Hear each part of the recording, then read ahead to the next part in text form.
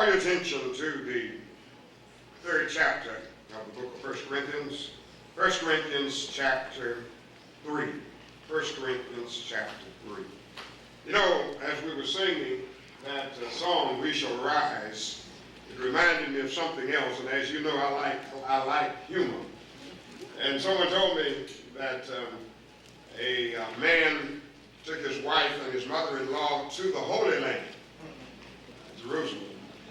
And while there, it so happened that the mother-in-law died, and the son-in-law was making arrangements.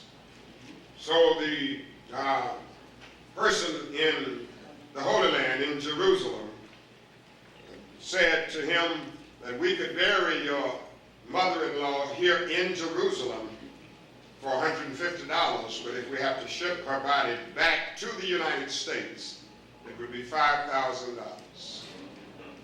The son-in-law said, send her body back to the United States. The funeral director said, did you hear what I said about the price difference? He said, yes, I heard the price difference. 100 to bury her here, 100, 150 to bury her here, 5,000 to send her body back to the United States. Send her body back to the United States.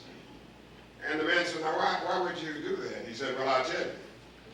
I heard that a long time ago, a man died over here in Jerusalem and was buried. And in 3 days he was up.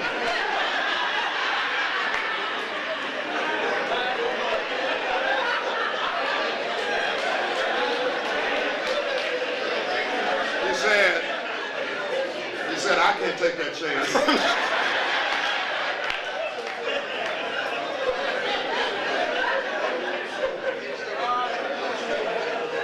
We shall rise. We shall rise. Now, I know all in-laws. But at any rate,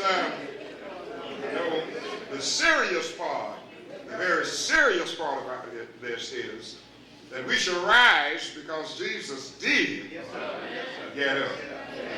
And he got up to die no more. Some people ask me sometimes in my debating the Muslims, what's the difference in Muhammad and Jesus since both of them died? And I tell them Muhammad is still dead. But Jesus got up. And I'm thankful that Jesus got up.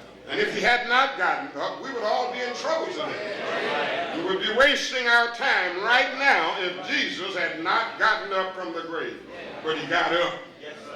Thank God. He got up. And we shall rise. We are celebrating the 75th anniversary of this church.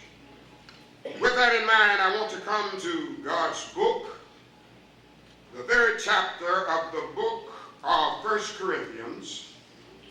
I shall begin with verse 5. What, after all, is Apollos? And what is Paul?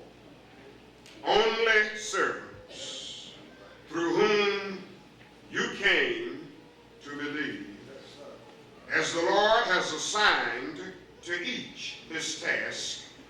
I planted the seed, Apollos watered it, but God made it grow.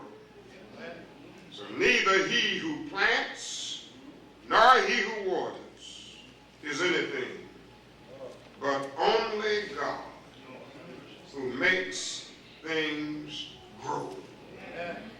The man who plants and the man who waters have one purpose, and each will be rewarded according to his own labor. For we are God's fellow workers. You are God's field, God's building. In commemorating the work of the ones who established this church, primarily the late Marshall Feeble, we must recognize that Brother Keeble would even say, if he were here today, and if we were praising him for all of his work, he would say essentially the same thing as Paul. Who am I? Don't give me the glory.